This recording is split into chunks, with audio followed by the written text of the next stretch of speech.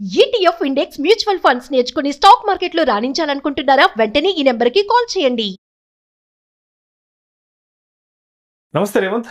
నమస్తే అండి. రేవంత్, ఇవాల్టి బడ్జెట్ ఏదైతే ఉందో దీని నుంచి పర్సనల్ ఇన్కమ్ ట్యాక్స్ కి సంబంధించి ప్రధానంగా ఎటువంటి అనౌన్స్మెంట్స్ వచ్చాయి, అదే విధంగా ఒక సాలరీడ్ ఎంప్లాయీకి మరి ఈ బడ్జెట్ అనౌన్స్మెంట్స్ నుంచి ఎటువంటి ఉపశమనాలు లభించాయి, అదేవిధంగా ఎటువంటి ట్యాక్స్ ఇబ్బందులు కూడా రాబోతున్నాయంటారు అసలు? సో బేసిక్ గా మనకి ట్యాక్స్ బర్డెన్స్ ఉన్నాయి, ట్యాక్స్ రిలీఫ్స్ ఉన్నాయి, రెండు విధాలుగా జరిగాయి. సో బేసిక్ గా ఇన్కమ్ వచ్చే వైపు అంతా కూడా కొద్దిగా ట్యాక్స్ రిలీఫ్ ఉన్నట్టుగా కనిపిస్తుంది. అండ్ ఆల్రెడీ సంపాదించి మనం పెట్టుబడులు పెట్టిన దాని మీద ఎల్టీజీ, ఎస్టీజీ ఇతర వాటి ద్వారా అంటే భూమి అమ్మకాలు, గోల్డ్ అమ్మకాలు, వాటన్నిటి మీద కూడా ట్యాక్స్ పెరిగినట్టుగా కనిపిస్తుంది. సో రెండు విడివిడిగా మాట్లాడదాం. ముందుగా సో అందరికీ కామన్ గా ఉండేది ఇన్కమ్ ట్యాక్స్. ఈ సంవత్సరం కంప్లీట్ అయిపోయింది. నెక్స్ట్ ఇయర్ నుంచి అయితే డెఫినెట్గా ఇది మనం గమనించాల్సిన అంశం. సో బేసిక్ ఇన్కమ్ ట్యాక్స్ కి సంబంధించిన మనకి స్టాండర్డ్ డిడక్షన్ ఇంతకుముందు 50,000గా ఉండేది, దాన్ని కొంతవరకు 75,000 రూపాయల వరకు కూడా పెంచారు. సో అదొక మేజర్ ఇంపార్టెంట్ అప్డేట్ మనకు మార్కెట్లో కనిపిస్తుంది. సో బేసిక్ గా అదొకటి పక్కకు పెడితే మనకి ఈ ఇన్కమ్ ట్యాక్స్ స్లాబ్స్ ఉంటాయి కదా, ఆ స్లాబ్స్ కి సంబంధించి మైన్యూట్ రివిజన్ జరిగింది. సో బేసిక్ గా ప్రీవియస్ గా ఎలా ఉండేది, ఇప్పుడు ఏం రివిజన్ జరిగింది అనేది చూద్దాం. సో ప్రీవియస్ ఆ ట్యాక్స్ స్లాబ్ ప్రకారం మనకు up to 3 lakhs nil, and ఇప్పుడు కూడా దాన్ని యాస్టీస్ గా మెయింటైన్ చేశారు. సో నెక్స్ట్ స్లాబ్ నుంచి మనకి అప్డేట్ అనేది క్లియర్ గా కనిపిస్తుంది. ఇంతకు ముందు 3 to 6 lakh వరకు 5% ట్యాక్స్ స్లాబ్ ఉండేది. సో బేసిక్ ఇప్పుడు ఏం చేశారంటే దాన్ని 3 to 7 lakh చేశారు. 1 లక్ష రూపాయల స్లాబ్ అంటే 1 లక్ష రూపాయలు పెంచారు, 6 బదులు 7 చేశారు. 3 to 7 lakh 5% గా ఉంటుంది.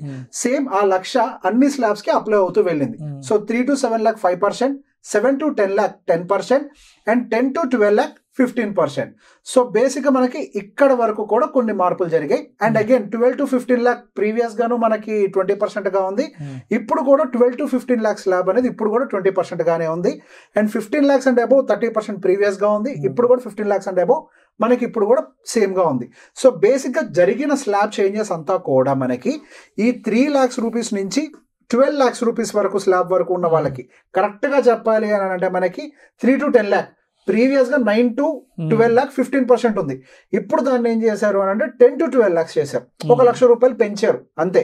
సో బేసిక్ గా మనకి అప్ టు 3 లక్షల నుంచి 9-10 లక్షల రూపాయలు సంపాదించే వాళ్ళకి 1 లక్ష అడ్జస్ట్ చేసుకుంటూ వచ్చారు. మేజర్ డిఫరెన్స్ అదే. సో ట్యాక్స్ రివిజన్ జరిగింది అని అంటే 1 లక్ష రూపాయల వేరియేషన్ కొద్దిగా అడ్జస్ట్ చేసుకుంటూ వచ్చారు, అంతకు మించి మేజర్ గానే లేదు. సో బేసిక్ మనకు దాని గురించే చెప్పారు. దాదాపు ఒక 4 కోట్ల మంది భారతీయులు యావరేజ్ గా 17,500 రూపీస్ వరకు కూడా ఈ ట్యాక్స్ ల్యాబ్స్ అడ్జస్ట్మెంట్ వల్ల అడ్వాంటేజ్ తీసుకుంటారు. హవెవర్ వాళ్ళకి స్టాండర్డ్ డిడక్షన్ వల్ల ఒక 25,000 రూపాయల వరకు అడ్వాంటేజ్ కుదిరింది. అండ్ దాంతో పాటుగా ఈ 17,500 వరకు కూడా. సో ఓవరాల్ గా అటు ఇటుగా ఏదైనా ఉంటే ఒక 90,000 రూపాయల వరకు అడ్వాంటేజ్ అయితే తీసుకున్నట్టుగా కనిపిస్తుంది, 90-95. సో బేసిక్ గా మనం ఎక్స్పెక్ట్ చేసింది ఏంటంటే 1 లక్ష రూపాయల వరకు ఎస్డి వస్తుంది అని. బట్ మనకి ట్యాక్స్ రివిజన్ తోటి అటు ఇటుగా అదే అమౌంట్కి అయితే తీసుకొచ్చి పెట్టడం అయితే గమనించాం. సో బేసిక్ గా మనకి ఎక్కువ సంపాదించే వాళ్ళకైతే ఏమి ఇవ్వలేదు. దిగువ మధ్య తరగతి వాళ్ళకి ఎక్కువ కొంచెం వెసులుబాటు అయితే కనిపించడం అయితే కనిపిస్తుంది. సో మేజర్ గా మనకి ఈ ఇన్కమ్ ట్యాక్స్ స్లాబ్స్ కి సంబంధించిన అప్డేట్ అయితే ఇది. అండ్ దాని తర్వాత మేజర్ గా సో ఇవంతగా ఉపశమనం బర్డెన్ కి ఏం క్రియేట్ కాబోతున్నాయి. బర్డెన్ గా క్రియేట్ ఏంటి అంటే long term capital gain tax and short term capital gain tax. So short term capital gain tax లో ట్యాక్స్ అనేది కొద్దిగా ఎక్కువగానే పెరిగిందని చెప్పాలి. ఇంతకు ముందు మనకి 15% గా ఉండేది. 15% నుంచి అది కాస్త ఇప్పుడు 20% గా పెరిగిపోయింది. అన్నిట్లో కాదు, కొన్ని ఫైనాన్షియల్, అందులో of course mutual funds, equities ఇవన్నీ అయితే ఇంక్లూడ్ అయి ఉన్నాయి. సో బేసిక్ ఇంతకు ముందు మనం సంవత్సరం కంటే లోపల అమ్మే ప్రొడక్ట్స్ కి మనము మ్యూచువల్ ఫండ్ ప్రొడక్ట్స్ కానీ వాటన్నిటికీ 15% పే చేసేవాళ్ళం. ఇక్కడ నుంచి మనం దాన్ని 20% గా చేంజ్ కాబోతుంది. అదొకటి మేజర్ అప్డేట్. సో బేసిక్ గా ఇది యాక్చువల్ గా మనకి ఇక్కడ పర్సంటేజ్ వైజ్ గా 5% పెరిగినట్టుగా ఇది కనిపిస్తుంది, కానీ అసలు ఇంపాక్ట్ అంతా కూడా ఎల్టీసీజీలో ఉంది. So long term capital gain tax లోకి వచ్చేసరికి ఇంతకు ముందు మనకి financial assets, non financial assets అనేవి సెగ్రిగేటెడ్ గా ఉండేవి. ఫైనాన్షియల్ అసెట్స్ అంటే మనకి ఈక్విటీస్, ఎక్స్వైజెడ్ ఇవన్నీ కూడా ఉంటాయి అందులో. సో బేసిక్ ఈ రెండు సెగ్రిగేటెడ్ గా మనకి ట్యాక్సెస్ అనేవి ఉన్నాయి. ఈ ఫైనాన్షియల్ అసెట్స్ అన్నిటికీ కూడా long term capital gain tax అంతా కూడా 10% గా ఉంది. And non financial assets like gold అయి ఉండొచ్చు, లేకపోతే మనకి ల్యాండ్స్ అయి ఉండొచ్చు, రియల్ ఎస్టేట్స్, అపార్ట్మెంట్స్, ఇవన్నీ కూడా నాన్ ఫైనాన్షియల్ అసెట్స్. వీటన్నిటి మీద కూడా 20% long term capital gain tax but with indexation benefit ఉండేది. సో ఇప్పుడు ఏం చేశారు, ఇంకా మాకు నాన్ ఫైనాన్షియల్ లేదు, ఫైనాన్షియల్ లేదు, మొత్తం ఒకటే ఓవరాల్ గా long term capital gain tax అంతా ఒకటే మాకు. అది ఫైనాన్షియల్ రిలేటెడ్ అయితే మేము long term capital gain tax 1 year above తీసుకుంటాం. నాన్ ఫైనాన్షియల్ ప్రొడక్ట్ అయితే అబౌవ్ 2 years తీసేసుకుంటాం. ఇంతకు ముందు ఏంటంటే స్పెసిఫైడ్ ఉండేది, రియల్ ఎస్టేట్ వీటన్నిటికి కూడా అబౌవ్ 3 years ఉండేది. ఇప్పుడు అదేం లేదు, మొత్తం ఇంకా 2 years and above is long term capital gain tax కింద కన్సిడర్ చేస్తాము. మొత్తం ఫ్లాట్ గా 12.5% వేస్తాము. అన్నిటి మీద మేము కంప్లీట్ గా ఇండెక్సేషన్ బెనిఫిట్ ని ఎత్తేస్తామని చెప్పారు. యాక్చువల్ గా అది ఒక పెద్ద నెగిటివ్. సో ఈ రోజు మనం గమనిస్తే గోల్డ్ కి ఒక రకంగా అడ్వాంటేజ్ ఇచ్చారు, డ్యూటీ రిడక్షన్ ఇచ్చి. కానీ అదే మనకి గోల్డ్ కి ఒక దగ్గర డిసడ్వాంటేజ్ కూడా ఇచ్చారు. దానికి సంబంధించి ఏంటంటే డిసడ్వాంటేజ్, ఇంతకు ముందు గోల్డ్ అమ్మితే ఇండెక్సేషన్ బెనిఫిట్ తీసుకున్న తర్వాత ట్యాక్స్ కట్టేవాళ్ళం. ఇప్పుడు మీరు గోల్డ్ ఏదో ఒక ₹1,00,000 కొన్నారు, కొన్ని సంవత్సరాల తర్వాత దాన్ని అమ్మేశారు, దాని మీద మీకు కొత్త ప్రాఫిట్ కొన్ని 3 లక్షలు 4 లక్షలు వచ్చింది.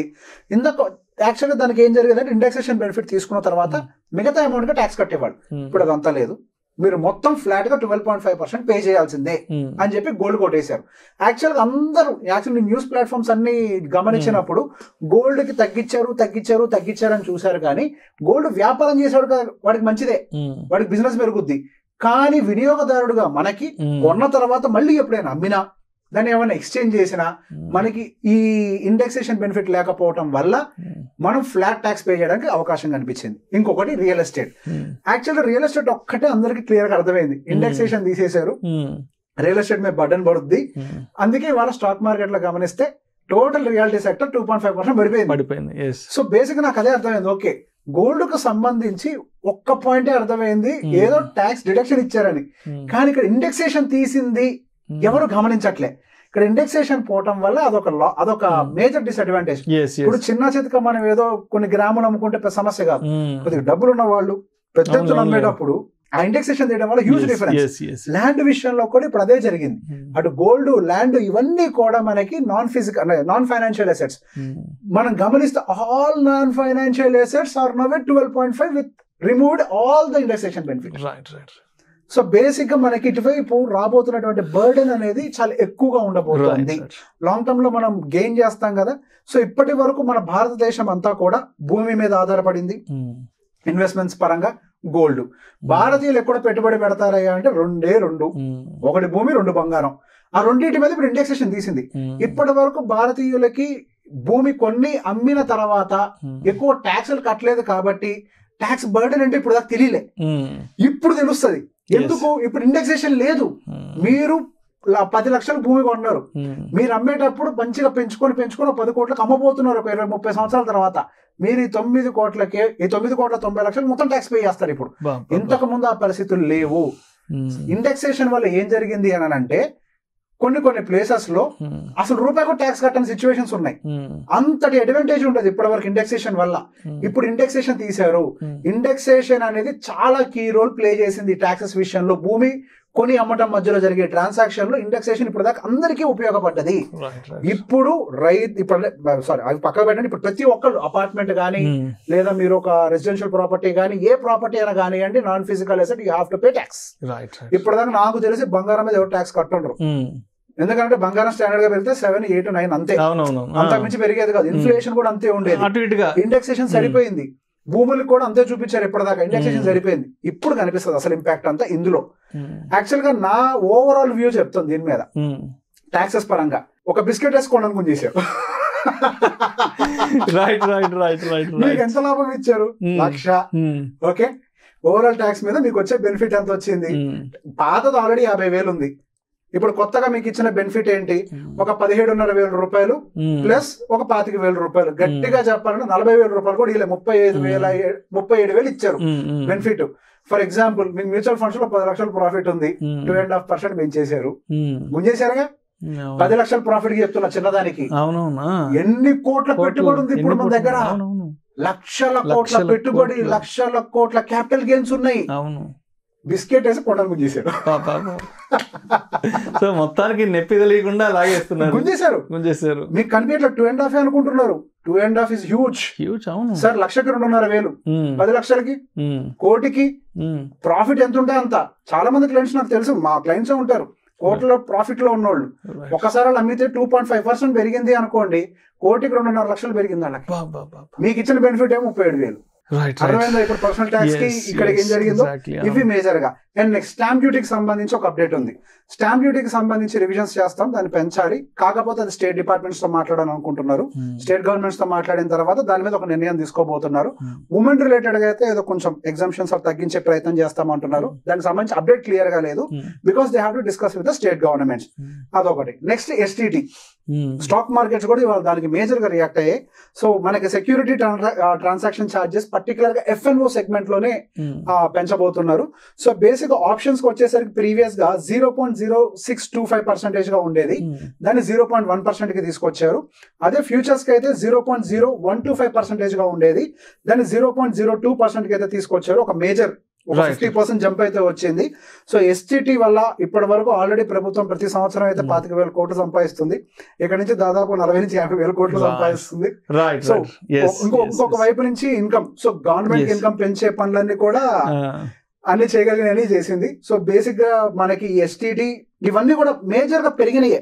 మనకి తగ్గిందల్లా ఏముంది అని అంటే అడ్వాంటేజ్ ఏమని ఇచ్చారు అని అంటే 37,000 ఇచ్చారు. 37,000 అడ్వాంటేజ్ ఇచ్చారు, మిగతా బాగా. Thank you. సుమన్ టీవీలో మీ పర్సనల్ అండ్ బిజినెస్ ప్రమోషన్స్ కోసం కింది నెంబర్ కి కాంటాక్ట్ చేయండి.